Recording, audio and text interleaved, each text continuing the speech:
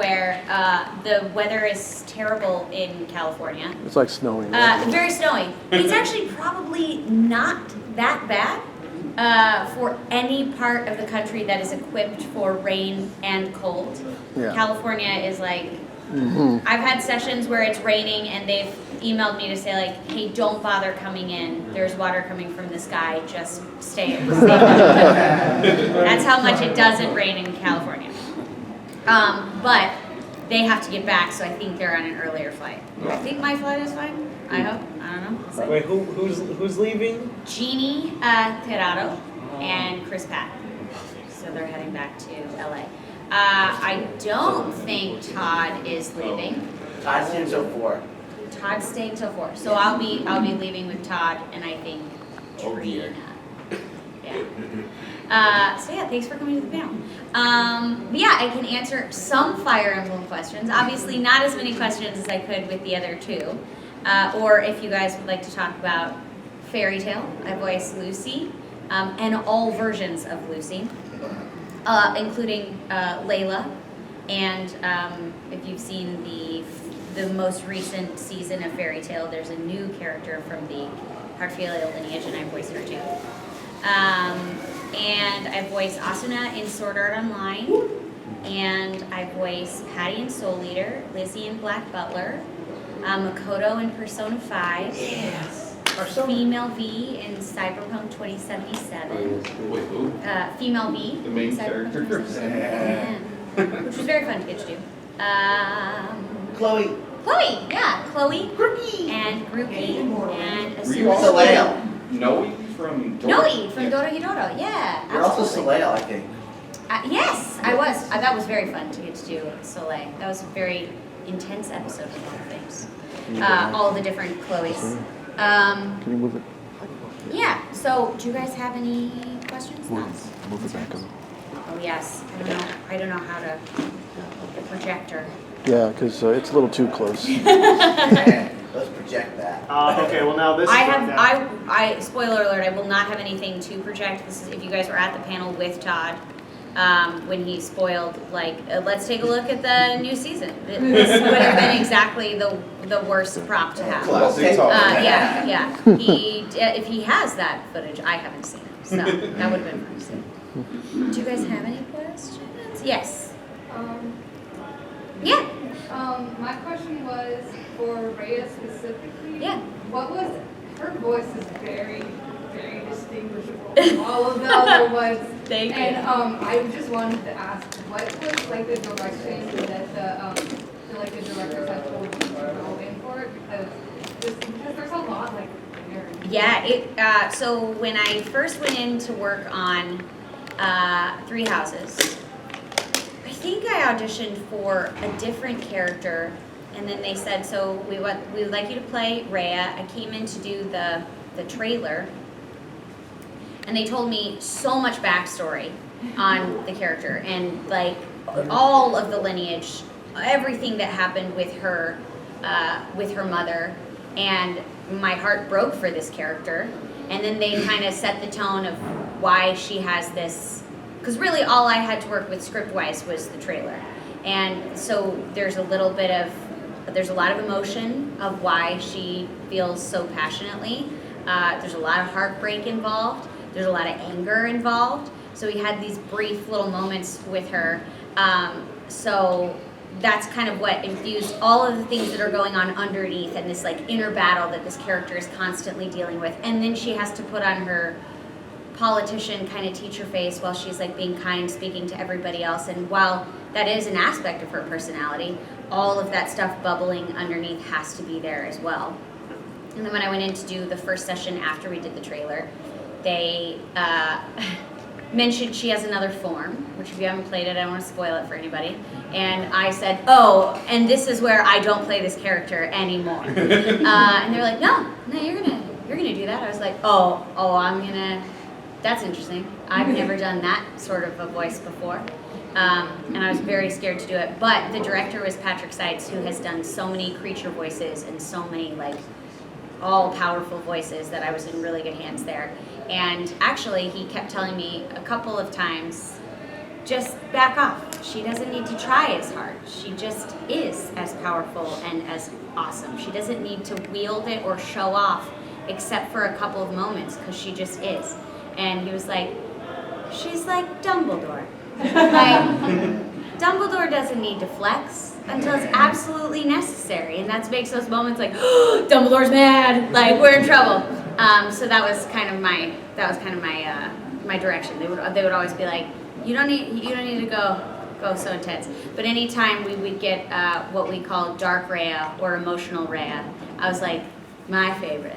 Now I get to really like dig in and just all the emotional stuff. So Just ask Edelgard how she feels about it. yeah, right. Edelgard would definitely have a different opinion, for sure. But I do love Edelgard as a character. Yes, sure. Oh, hi. I actually have 2 questions, Sure. but a little request. Can you still do Chloe's voice and say, Yeah. you know, like how she kind of, she says, what's going on right now? What's going on right now? Thank you. My first question is, when you go in to record, like for Chloe and Grookey and maybe Soleil sometimes. Sure. And you have to do those scenes, like, you know, Chloe and Grookey are sometimes together. Yeah. Is it like a challenge when you have to switch back and forth? So we'll do all of Chloe's lines first in an episode, and then all of Grookey's lines separate. So I won't be talking to myself, but there was one, I think it's the first time we meet Grookey, and you could tell he and Chloe are a little bit like oil and vinegar, and Grookey jumps on Chloe's face Yeah. and is like, you know, being exuberant, excited Grookey, and Chloe's like, this is a lot, what is this creature? So that was very fun Yeah. to get to My have a favorite character scenes- attack my yeah. own self. My favorite scene are mostly when she, like, her hair frizzes, like when she Yeah. gets gone, and like with the electricity on when they bring more Pecco. Absolutely, that was a fun And episode. then my second question, I've been watching. Well, I just started watching SAO Mhm. like after a break, and my favorite episode is episode 8 where she comes through the portal and he lands on Kirito and she's fondling her. So I love that scene. But in Persona, what was your most funniest or most enjoyable scenes like that you recorded? You know that you really loved. Oh man, all of the scenes that she has with her sister were really fun for different reasons. I love getting to work with Elizabeth Maxwell, who plays Sai in the show, or the show and the games. But there's also, again, I don't want to spoil anything, but the game's been out for a while. But there's The game's been there's out for 5 years. I think Yeah. it's safe. I Just think spoil it. well, but people will be like, hey, I'm playing it now. No, you're So it wrong. just came out on Switch, so some people just got introduced to it. Yeah. There's a little twist where we see a different side of her sister, and Makoto has a scene where she kind of has to fight to remind her sister who she is, and that was very fun to do.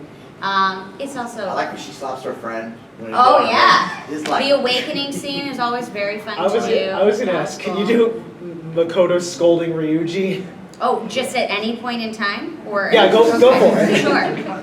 Ryuji, seriously, you have got to get in and study for your exams. You are going to fail, and you're going to let us all down. That would be the beginning of the game. That's the Makoto that everyone is like. I like how it's She's structured a when little- Haru tries to say, let me drive Bakusan. Oh yeah, But where they she go, wants "No, to drive no, with like no." anybody but you. Yeah, but Haru's on Yeah. the Oh my God, that's- nightmare. Absolutely. Yeah, that was Yeah. very, very fun. And yes. A question and a follow-up question. Sure. Have you had the opportunity to play Three Houses or any of the games specifically? I have gotten to play Heroes probably more frequently because it's on a phone, so it's a lot easier, and you could just like jump in, play a little bit, and then leave. I have started playing Three Houses. I read books like I play games because I'm not the most skilled gamer, but I do enjoy them. But I will start a game and then go, ooh, new game. And then I have a stack of unfinished games. So I feel like have that's all played of us. Three Houses, but I have not finished it. Outside of Rhea, which is your favorite character from Three Houses? Edelgard. Really? Isn't that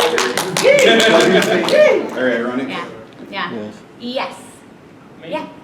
2 questions. I'm a huge fan of Fairy Tail. I've been following it since high school. Awesome. Thank you. 2 questions. One, out of all the fight scenes in Fairy Tail, what is your favorite fight scenes in Fairy Tail? And second of all, like, since Lucy is like an iconic character, like, how did that opportunity come when you got to voice Lucy Arpelia? Oh, Favorite fight scene? That's so hard. I really do love the Grand Magic Games, that whole arc. And I know that's kind of a cheat because that's not just one fight scene, that's like a whole. But purple's my favorite color, so I was like, oh, this is a great outfit. And also the fights were really good. And I like Flair as a character as well, so I liked kind of that battle between the two of them. There's also a couple times where Lucy gets to kind of battle with someone using a Gemini form and pit Lucy against Lucy. And so getting to, again, fight myself was very funny. As far as auditioning for the show, I remember I had just finished working on a show called Ghost Hunt with the director of Fairy Tale, Tyler Walker. And when working at Funimation, they'll invite you in to audition for a new show that comes out. They'll give you a book with a bunch of different characters. Usually there's like 3 to 5 main characters for the show, and then they'll give like some a different flavor of characters. So if they say, we got a cast for like a show like Fairy Tale, we know we have 50 episodes, there's so many characters in the show, somebody might not fit Lucy, a Natsu, a Happy, an Urza, or a Gray, but we need to see who can do an older gentleman's voice, who can play an older female, who can play a young child, when you have so many different characters that you have to cast. So there were the main characters, and then there were a couple generic old man. There was Makarov and then someone else, and then there were a couple different characters. And I did not read for Lucy because I was familiar with the show, and I was like, I would really like to work on the show, but I don't think I have a chance of getting cast as Lucy. So I auditioned for Happy and I auditioned for Urza, and the director said, I really think you should audition for Lucy. And I said, don't do that to me. Don't get my hopes up. Like, I really want to be in Fairy Tale. And the first line on the audition sides for Lucy, I didn't even look at it, was, I just really want to be in Fairy Tale. And he was like, okay, well, maybe I'll just let you talk, and you'll just like say the lines accidentally. So I reluctantly auditioned, but I just used my normal voice because I was like stubborn and was afraid I wasn't going to have a shot, so I didn't want to get my hopes up. So when they called and they said, your cast is Lucy, I was like, that's a joke, right? And they were like, no, it's not, and it's really just your voice. So it's a heightened version of my voice. Or maybe just when I started working on it, I was a little bit more energetic. So over time, I'm like, yeah, she was ready to go. But yeah, that's how I got the opportunity, which is pretty great. So it was nice that I'd worked with him before because he knew me and knew what I was capable of. I do know VAs do use their natural voices sometimes for certain Yeah. roles, but is it often? Because I know Erica uses her natural voice for An. Yeah, it happens pretty frequently. That we'll get brought in, like for Makoto, they were like, we kind of really just want your natural voice. Asuna is pretty close to my voice. I would say it's like a little bit more refined and a little bit more precise. So we'll tweak different aspects of our voices to like fit the personality of the character. But a lot of times I'll come in and I'll say, hey, can I try a lower voice or a higher voice? And they're like, I kind of just want your natural voice. Because they don't want it to come across like a caricature or for the character to seem forced. So oftentimes it is our natural And voice. you do prefer them that way? I don't know. Usually with my natural voice, I have a little bit more freedom with range. Yeah. Sometimes it's like when I work on Cyberpunk, it's definitely not my natural voice, but there is something really grounding that feels at home when I work on that character. Yeah. And it's a little bit easier when you're playing a character voice to like walk into the session and you like hear the reference and go, oh, I know exactly where these people are, and you can like fall into it. When it's your natural voice, you're like, okay, I gotta see like what's emotionally going on to figure out where I am with the character. So that's kind of fun. Yeah. Yes. Yeah. Oh, do you often, like, when you're doing, like, any characters in general, but in your day-to-day life, do you often find yourself saying stuff just from what you've done, either from a session Oh, or... In other words, you accidentally slip into your Accidentally? voice. Yeah, accidentally, you just... I was actually going to say. Actually, when I was sitting, I've noticed when I am signing autographs and I'll talk to you guys know in Fairy Tale, there's like the there's like the little sound effect where they're like, yeah, wow, or yay. I've noticed I do that. Like when people be like, oh, this is really cool. I'm like, oh, that's great. I'm like, wow. And I'll hear that in my head. So it's not really a Lucy thing. It's just more like a sound effect that I guess is ingrained in my head. As far as like saying lines, I'm sure it's happened a couple times where I've said something, probably not like any iconic lines, like I don't like walk around the grocery store and I'm like, fist of justice, trying not to like, Or like Link Start. oh, Bryce and I will do Link Start a lot, but it's always ironically. Like I'll see him at a convention and I'm like, Bryce, Link Start! And people are like, what is going on? And then they realize later. So yeah, I don't know. I know I had told, people will also say like, are there any voices that your family's like, don't do this voice, or please do this voice. The only voice that my husband is like okay with doing is the Kotaro voice from Kotaro Lives Alone. With any other character voice, he's like, please knock it off. And sometimes I'll just do that just to mess with them. But, you know, why not? My brother actually loves to play video games, and he gets very upset when I end up in his video games. Which it makes sense if you have a sibling. What was his response when he played Persona 5 for the first time? He has not played Persona 5. He played Borderlands, and I played Gage in that, and that was like the first time that I worked on like a huge like AAA game, and I was like, will you play for me so that I can, because I'm not very skilled and I want to like play through the game. And Gage is a super high energy version of me who talks very fast and explodes everything and really like relishes in that. And about like 30 minutes into that experience, my brother was like, okay, we'll play through it, but I'm gonna mute you. And I was like, but that's the whole point. I want to hear it. And he was like, I don't. Does he know you voiced Makoto in Persona 5? I don't know. When he watched the trailer, he's been very excited about Cyberpunk for years. And then when that game came out and he saw the demo, he was like, yeah, I played the demo. And I was like, what'd you think? And he was like, it was fine. There's something about the voice that was like a little weird to me, and I don't know why. And I was like, because it's me. And he was like, why? So I try not to do character lines outside of my normal life. It freaks out my family. Not really freaks them out. They're very proud and they think it's very cool what I do, but for the same reason that people come up to me and say, it's so weird hearing a cartoon's voice coming out of human. Yeah. For them, they're like, I don't want to hear my cousin or my sister's voice coming out of a cartoon. My brother will also say I play video games to escape my reality. I don't need my sister following me. Usually I'm what he's trying to escape. Don't tell him about Persona 5. I won't, yeah. I agree with you because like I'm hearing you and I'm thinking of Asuna or other characters. Yeah, But no, I'm like, happens. I'm talking to Asuna in a sense. My cousin, her boyfriend watches anime and he was watching a couple shows and he was like, you're gonna love this. She started watching it and she goes, that's my cousin. And he was like, no, it's not. She was like, no, it is. I know. So then she texted me. She's like, are you in this movie, Whisker Away? I was like, I am in that. She goes, see, told you. Alex didn't think it was you. I was like, that one sounds just like me. And she goes, I know. I told him it was you. She was like, we can't watch that. So for her, she will watch things where I change my voice. So maybe I'll start trying to change my voice more often so my family can watch things. Yeah. Thank you. Yeah, absolutely. Yes. Yeah. Well, you just mentioned Kotaro Lives Alone. Yeah. You voice Kotaro? I do voice Kotaro. What did you think about playing that character? Because that is like a surprisingly heavy emotional. Oh my gosh. I did not anticipate that I would ever play that character.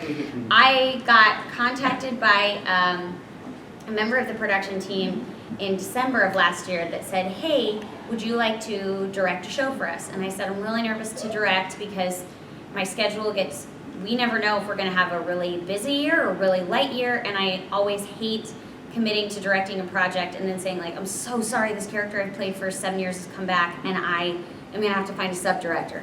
She's like, don't worry, we're gonna get you and another director to direct this series. It's called Kotaro Lives Alone, it's 10 episodes, it's very sweet, slice of life show. So I was flying home for Christmas vacation, like watching this show on the plane. It's very quirky animation, so everybody on the plane was like, what is she watching? But I love the juxtaposition of you'll have these really great comedic moments where you go, "Aww," and then right after they're like, "And here's the knife," and like just twist it a little bit, which was a very fun show to get to work on. I loved the idea of getting to direct it because they said we're going to have all the kids in the show are going to be voiced by kids, and I was like, "Oh, cool! I'll get to direct kids." We were all going to work remote, so we never got to see anybody, which was it was very interesting. All the kids that we got to work with were so talented and so independent and so professional, and it's great getting to hear them do a remote setup running their own equipment, and they're like, Mom, you gotta put the USB, one second, hold on. Mom, could you turn up my gain a little bit? It's like, this kid's 7 and he knows his whole setup, he's like ready to go. But long story short, they contacted me and said, so we got our first round of auditions in, but we have to have this show done. It's already set to be on Netflix by this day, and it's like, it's going on the air whether it's done or not. And we started looking at how we were gonna be able to schedule it, and there was no way that we were gonna bring a kid in to voice all of Kotaro's lines, because there are a lot, and abide by union labor laws. Like there wasn't enough hours in a day with the amount of time that we had to get it done. And so we auditioned a bunch of adults, and all of the production team sent in auditions, and they took everybody's names off so nobody would know who everybody was, and sent it to the producer. And the producer emailed me and was like, okay, so remember how I said the show is not gonna take over your life because we have a co-director? Well, you got picked. They want you to do Kotaro's voice. Do you want to do it? Now this show will be your life, because if you're not directing, you will be acting. And I said, yeah, I love the show so much. I would really love to do it. And I really thought long and hard about, I felt very weird being the director and also playing this character, but I loved the show. I felt like it's a little bit of being the parent and then also being the inner child and kind of working through the story at the same time, which was really, really special experience. So I love him very much. That's a poster I have to get because I love him. Yes. Can you talk about finding like the voice, the tone, and have a very, instead of book, they have a very specific kind of speech pattern that is futuristic and the slang and everything? Yeah, when I first went and auditioned for Cyberpunk, I went in, now that I look back on it, they gave me so much information and I thought they never would have. Usually when you go into audition for a top secret video game like that, you have to sign an NDA, which I did have to do, that was like, don't tell anybody about anything that you learn in this audition process, which is usually like, I have no idea what I learned. But the character's name was V, which I was like, obviously this is not the character's name. And it was. And the code name that they gave it was Cheetah. And I had 2 scenes. One of them was a scene with Victor Vector. And then the other audition scene was a scene with Jackie, I think. And the scene with Victor Vector was so sweet and honest, and so much of the game felt very cinematic. My background, I started to be an actor doing film and television stuff, so it felt like a film audition. And so that was just the voice and reading the lines. I was like, if I lived in this world, like that's kind of where her voice would have to live. And then I went home, and this was when you usually audition for something and then you have to like let it go and not think about it again. And that was when I really it stayed with me. Like the scene with Victor Vector, I was like, I want to know about that character, and I want to know like where the character I auditioned for fits within the show, and what's the background with their story. So then I started researching what game did I audition for, and the only thing that was popping up was I guess it was like a 2014 or 2016 trailer for Cyberpunk. And I was like, there's no way that I auditioned for Cyberpunk 2077. There's no way. So then I got called in to do the demo, and they said, do you know what you're working on today? Which is the worst thing you could possibly say. Like, you go, no, I have no idea. They're like, she is so silly. She doesn't know anything. And then if you guess, and you're like, I'm very excited to be working on Cyberpunk 2077. They're like, That's not what we're working on. Not at all. And I said, I think I know what we're working on, but I dare not dream that big. And they were like, what do you think you're working on? I was like, let's not do this to me, okay? I like this job. I would like to keep this job as long as you will let me keep this job. And they're like, just guess. Is it Cyberpunk 2077? Yeah, it is. And I was like, oh God, I'm gonna get fired after this demo. And like I spent the whole first game afraid I was gonna get fired. Turns out the male voice of V also thought that. And I was like, well, that's the essence of V, is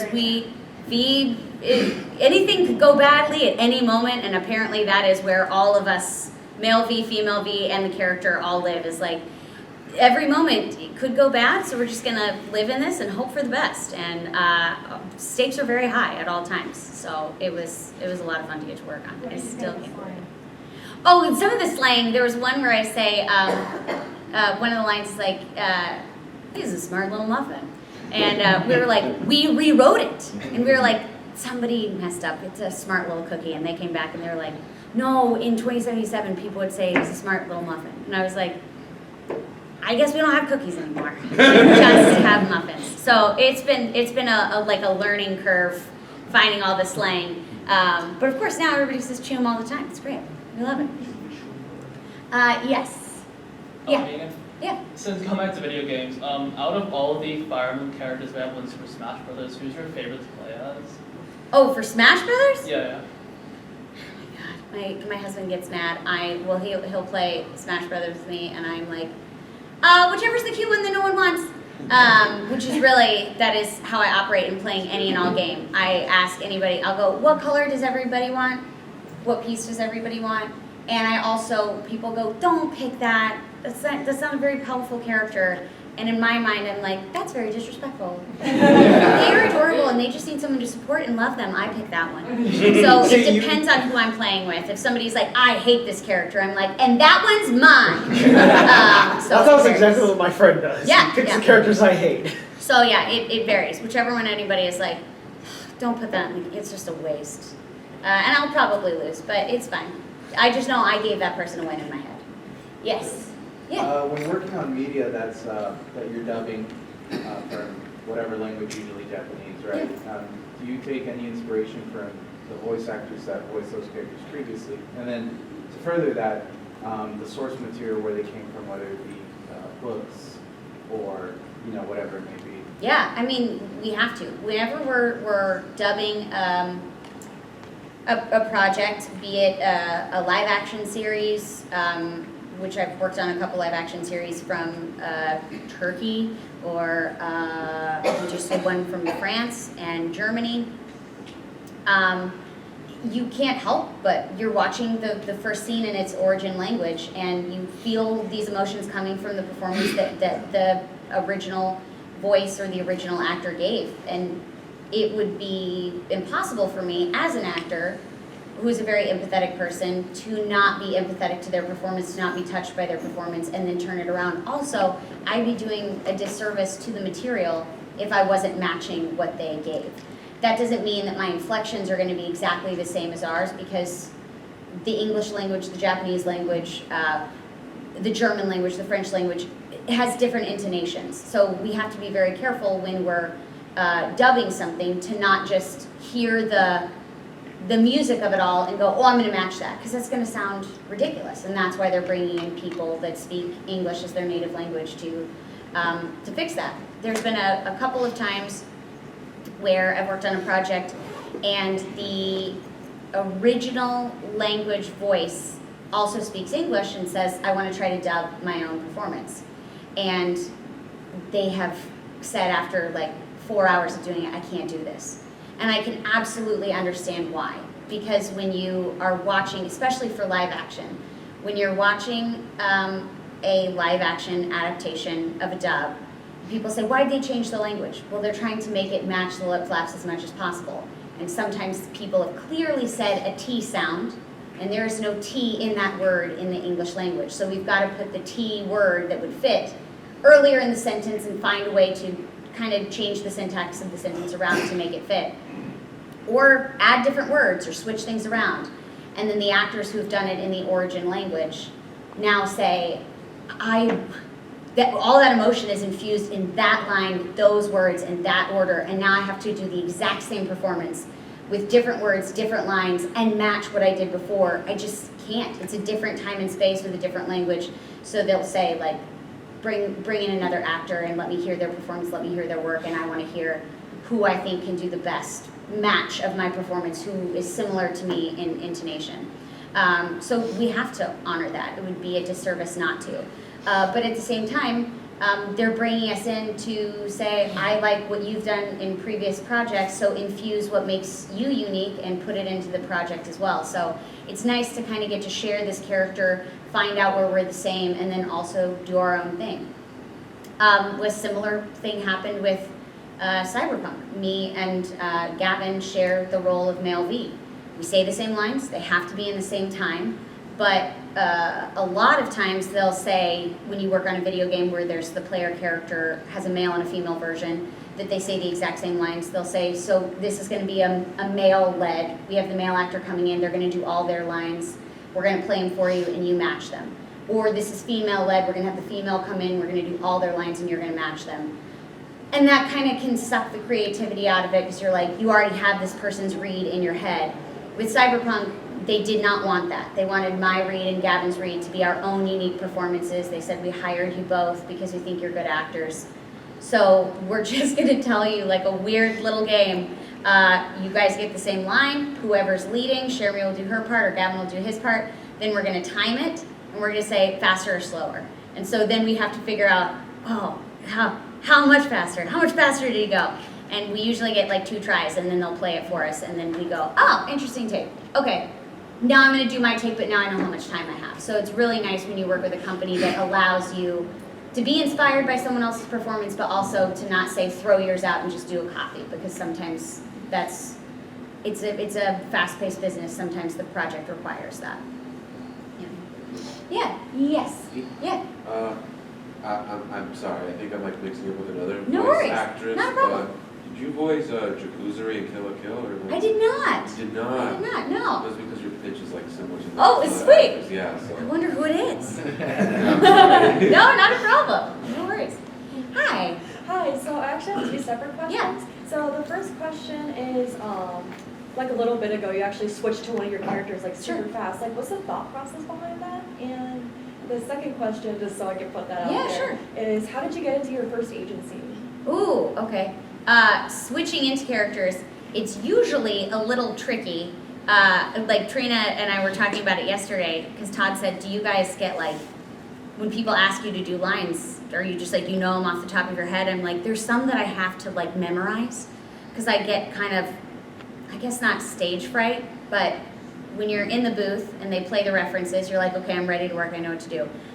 But when I'm just like being Cherami, and then someone's like, hey, what was that line in that one show? I'm like, I don't know. I'm sorry. So there's usually like, there's a couple lines for things that I have to remember, so that when I'm at an event, I always know I can jump back into those so that it's like wired in my head. And then sometimes I'll leave and I'm like, oh, that was fine. Because sometimes I'll forget how to do the voice. Like I need 1 or 2 lines to like slide me back into it.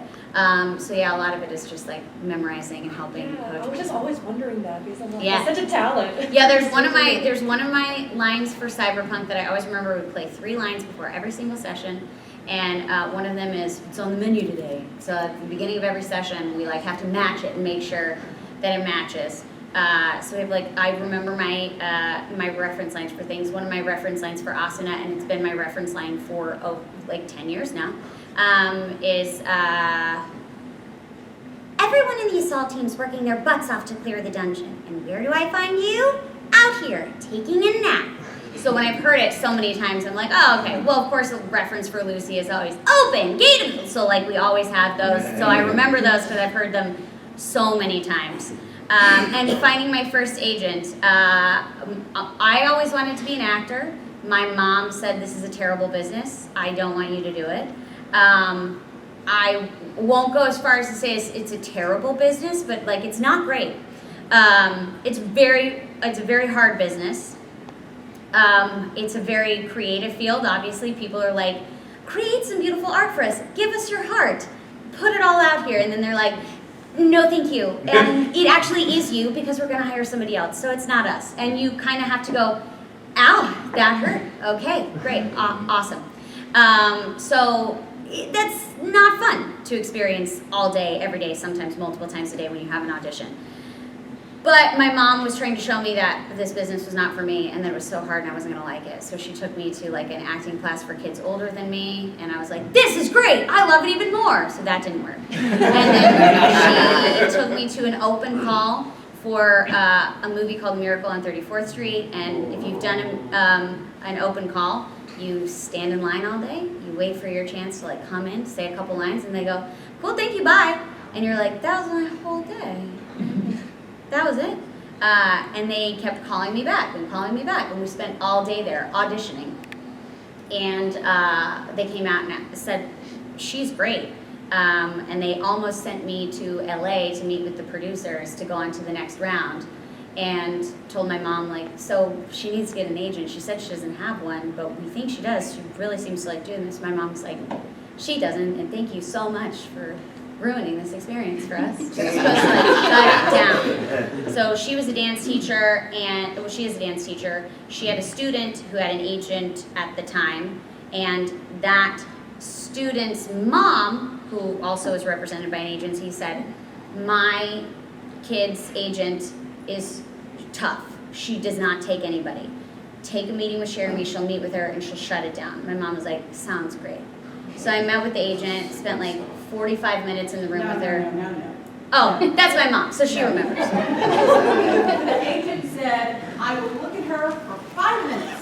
That's all I've got. I was like, great, I have 3 classes to teach, this is great. 3 hours later, there were no cell phones that existed. I had to call my classes and cancel them because she was still in her office. Yeah. And I got an audition the next day.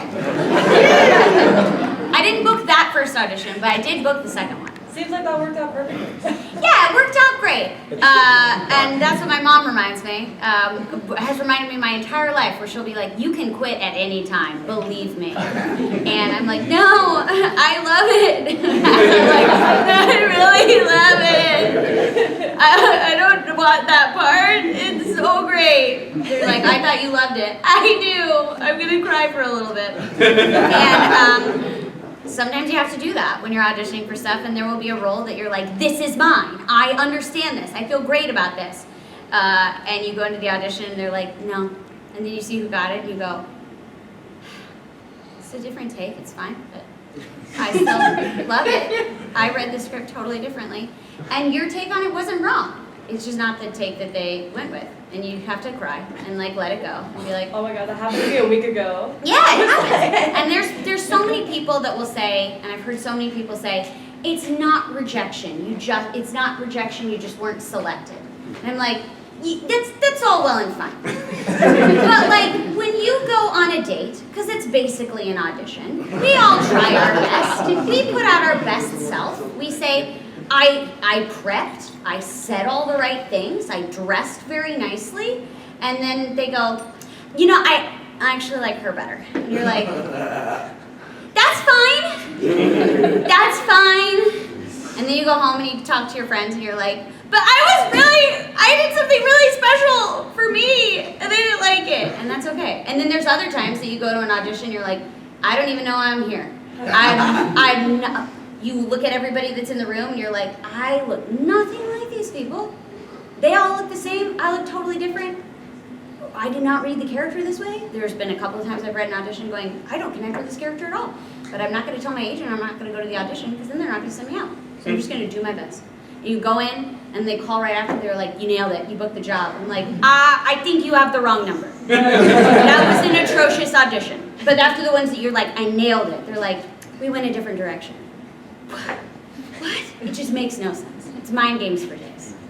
So if you love it, people will be like, I want to be a voice actor. I'm like, if you want to be a voice actor, you want to be an actor. Don't just narrow yourself just to doing voiceover, especially if you want to make a living at it, because there are times that I've worked only on camera and couldn't get a voiceover job to save my life. And then there are times I did only voiceover, couldn't get an on-camera job to save my life. If I had said, I'm a TV actor, or I'm a film actor, or I'm a stage actor, or I'm a voice actor, for those 2 or 3 years, I just wouldn't have been able to pay my bills. But that's why you got to take film classes and stage classes and improv classes and voice acting classes, because you're an actor first, and your job is to create a character, tell a story, do something that makes the world feel something or makes an audience feel something, and that's on any and every platform. You also have 5 other jobs unrelated. That's true. I have had many other jobs as well. I worked at an agent's office so that I could figure out what it was like for an agent, because I never wanted to be the actor that calls the agent and is like, why am I not getting auditions? Well, we don't have anything for your type. Like, we just don't. So I worked at an agent's office to see what do submissions look like for them. They'll get breakdowns and they'll like look at the wall, and they're human beings. If somebody's working all the time, or it's somebody that gets a lot of callbacks that they're constantly hearing their name, they're gonna be the first ones to go on the list. So you gotta make sure that you're like taking classes and sending emails and reminding them like, hey, I'm here and I'm working, and staying at the front of their minds. I've also worked in a casting office before, just to see like, what are actors doing in auditions? Like, how are they, who's booking jobs? Is it just because they're doing great work? Some of it is because they're doing great work, but most of the time it's like, they're just really nice. There's a lot of actors that are incredibly talented, but they walk into the room and they're like, and they do their lines. It's always the same scene, but the people who walk in, they're like, how are you? My gosh, I love this vest. That's so cool. They're like, the vest girl. Call back the vest girl. She made me feel good about myself. And I've had a bunch of casting directors and directors that have said, your job as an actor is not to book the role. Your job as an actor is to win the room, to make the casting director feel good, to have fun, to make a bold choice so that they'll go, I remember them. They're not right for this role, but I want to bring them back. Because there's not like the, I gotta book this job, I gotta book this job, I gotta book this job. And we all, if you've seen Chorus Line, you know everybody in their inner monologue is singing like, you know, I need this job. Everybody's gotta pay bills, everybody's gotta be able to work. But you wanna go into the room saying, I'm happy to be here. I'm thrilled to say these lines for you. I'm gonna put my spin on it. And if you don't like it, that's totally fine. I mean, yes, of course, we're all gonna cry when we go home, but that's fine. So we're all on the same page there. Yes. I had a request. Yeah. If you could say your favorite line from Sarda, and then Ooh. your favorite line from Kimmy. From which one? Kimmy? Oh, of course. Sorry, that's so hard. Boruto, please. I am going to become Hokage one day, and I need you to get your act together so you don't ruin it for me. I'm serious. And Kimi has got to be my favorite. Kimi wears pink because Kimi loves pink. So Kimi gets to be pink. Yes, Kimi talks in third person. That's great. Thank you. Delightful. Yes. Yeah. Yeah, so you voice Aurelia in League of Legends too, right? Yeah, I do. So how's it like working for such a big video game company? Especially when you're doing like extra voice lines for like obviously additive like skins, for example, that weren't in the game previously? Yeah, absolutely. Like, do you do it at like a studio? Like, usually we'll go into a studio to work on it. Obviously with COVID, that kind of like put a kink in things because we couldn't go into studios. So the most recent League of Legends skin that I did for Aurelia, I recorded in the booth that I have at home because they weren't having people come into the studio for that. But usually, yeah, I'll go into the studio. My first session was in the studio. It's always cool working for them. They have really, really fun stuff that they're working on, and they brought me in for a couple of other projects. You could tell they really have a passion for what they're putting out, and they're so collaborative in the room. They get very excited about stuff, and they'll rewrite lines on the fly, so it's always a very fun, creative, energized session, which is always nice to work with. Yes.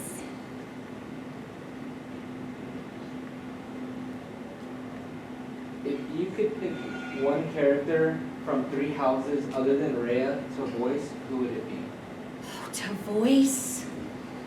Oh no. Petra. It's so hard because these are all my friends. So I'm like, I would have to be able to trade with them.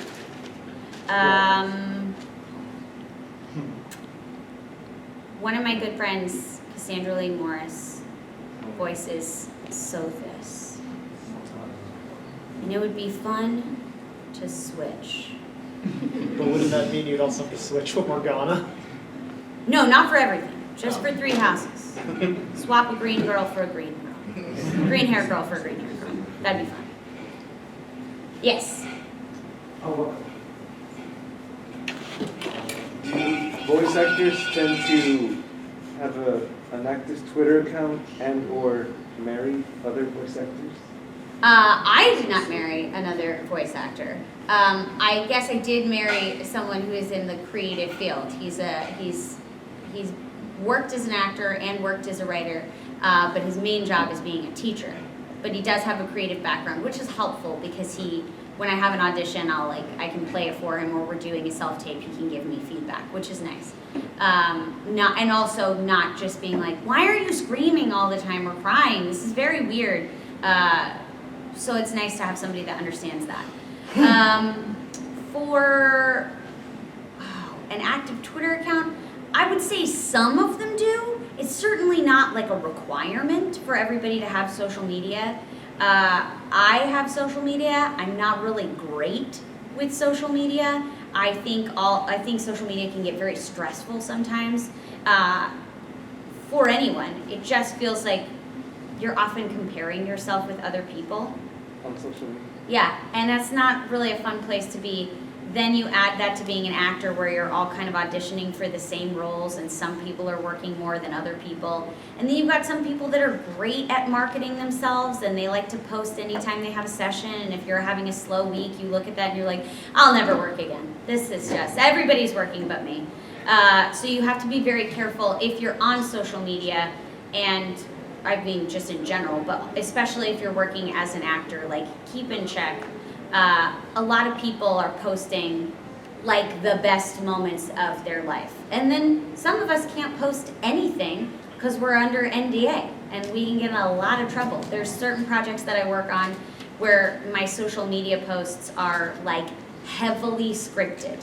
They'll send me like a blurb of what I can say, a picture of what I can post. And then some of them will say, we don't care, you can just like post whatever you want. So you have to be very careful. A lot of times they want you to have some social media because it's a marketing tool. Like it's a way to let people know if you're going to events. It's a way to let people know if a game came out. So a lot of people see it as an asset, but the emotional, like, I guess, responsibility that you have when you have social media, I think is also important.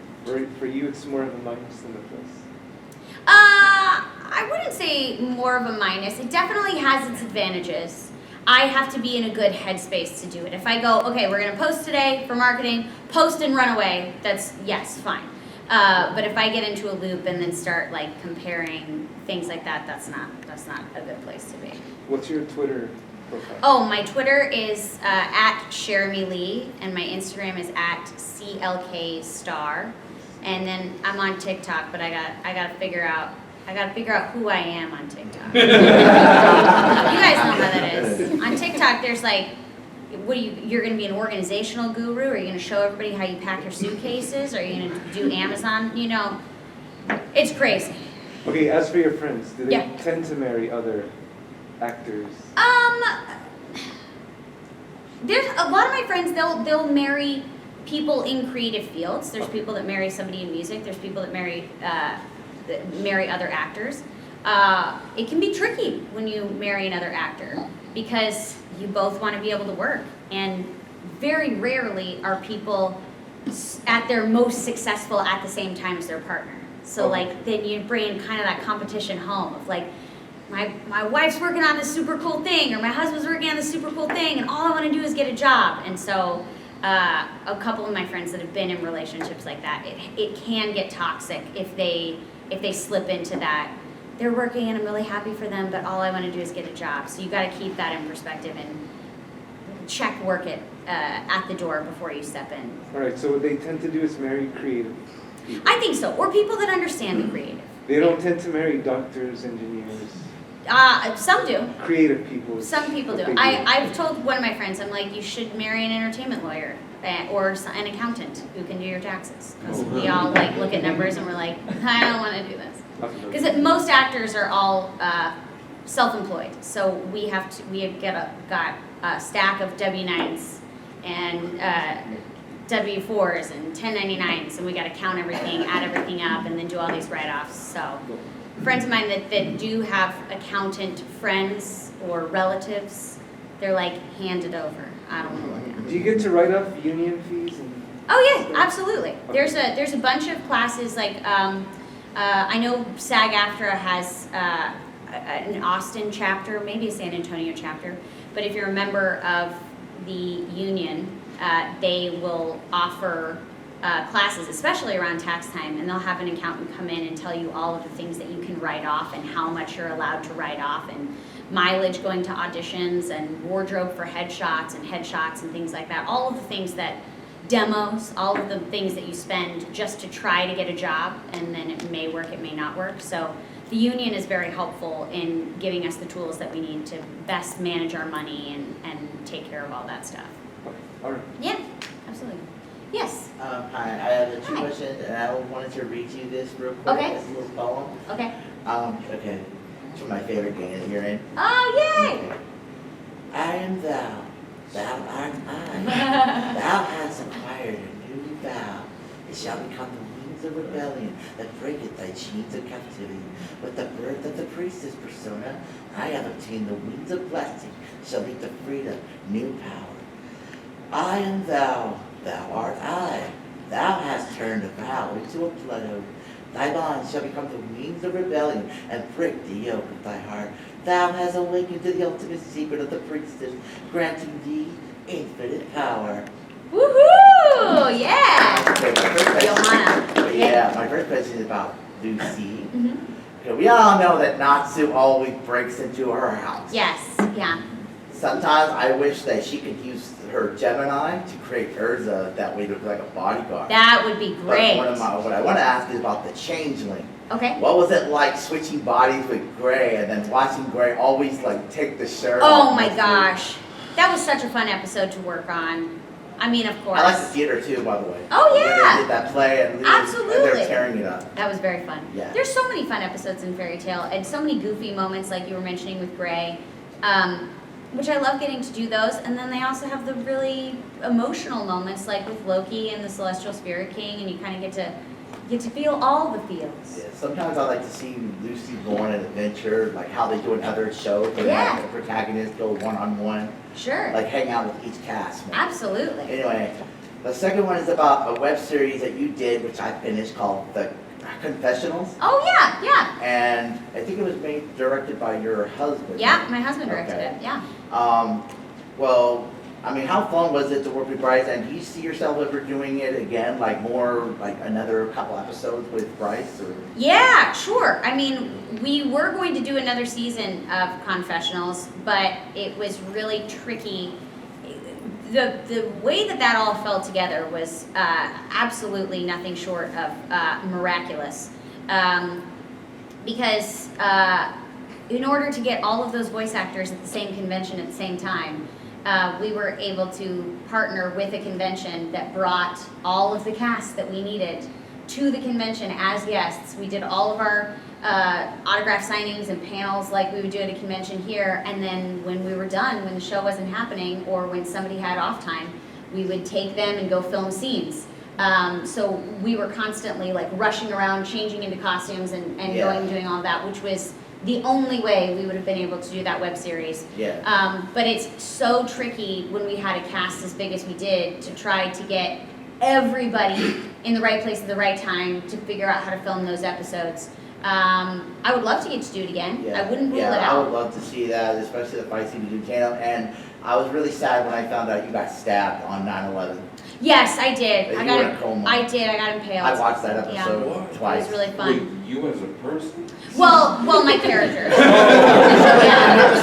Called Curse Yeah. of 9/11. But I got to walk around. I got to walk around the whole set with like a part of a crystal that they had they did this little Velcro wrap around my waist, and then we had this little metal base where they put the crystal on that, Velcroed it, and then ripped the shirt that I had on to wrap it around there, and then covered it with blood. And then on the last day, we put googly eyes on the crystal because it had been with me for 3 days. It was like a friend. Yeah. I really wanted to take it. They wouldn't let me. Yes. It's very interesting how you just chose to describe that whole experience as miraculous, considering Bryce is in Miraculous Chat Noir. Totally. Yeah. Both he and I have gotten to work on Miraculous, which is such a fun show to be a part of.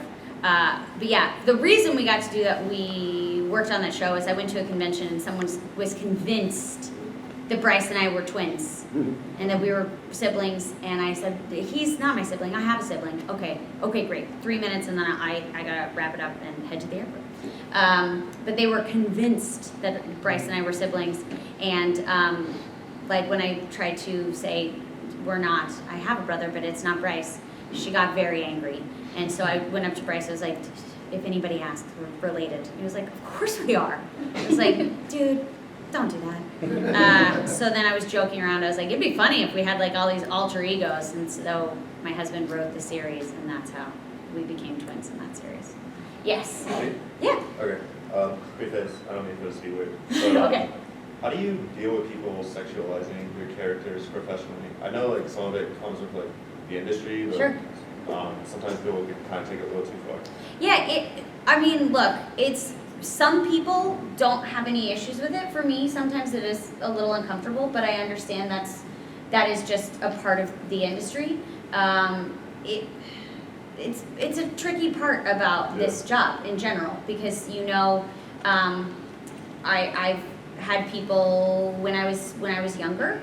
I was 10 years old, and they were like, "You've got to lose weight for this role because you're on camera, and you've got to be conventionally attractive in this way." So a lot of times you'll lose weight, or they'll tell you to lose weight, or tell you have to change the way your face looks, or you can't do certain things, or there's a lot of times that people will say like, you got to always be single just so that people will think that you're available. So it's a lot of these like games that people play, and that people kind of tell you of how to make the most of being in the industry. And I made the decision of like, well, I'm going to do what works for me in my life. This is my job, and I love my job. And as long as something isn't making me feel unsafe or uncomfortable, as soon as that boundary gets crossed, then I have to stand up and say something. But otherwise, that I have to know that that's part of the industry, and then I have to take care of myself, and I'm not going to not live my life the way that I would like to live my life. But it is something that you're always aware of, and it would be hard not to be aware of, and you just have to, if somebody says, this is how we want you to be presented, and you're not comfortable with that, you say like, yeah, I'm not going to take that role on. That feels very gratuitous, or I don't want people to see me that way. Or when I have kids, I wouldn't like them to be able to find this show later and be like, hey, Mom, this is awkward. My friends are watching this. Is this you? Like, it's all, you kind of just have to be aware of what you're putting out and know that it's going to exist forever. Yeah. Yes? So I don't have any more questions. No There's a lot of people have answered the questions. Just really quick. My brother was here. He was wanting you to do the, say, persona as Makoto. Oh, yeah. And also, if you can, as Rhea, can you describe eating an enchilada or something Mexican food? Something to have a little fun. Sure. Since we're in San Antonio. Yeah, absolutely. Okay, whenever you're ready. Persona! Well, my child, one of my most favorite things to have. We are here at tea time, but everybody does need a pina colada, you know? Also, if you're going to eat an enchilada, it's not my all-time favorite. I most prefer a tostada. But make sure there's plenty of guacamole on there and the best salsa possible. Thanks, guys. Thank you for coming. It's always nice to get to come back to Texas. Thank you, Cherami. Thank you. I hope you come back again. I would love that. Thank you guys for coming to the panel. I'm sorry we had no Jeannie and Chris. Yeah, they dipped. I had to head back home. Oh my God! Like Thank you for not pulling the airport excuse.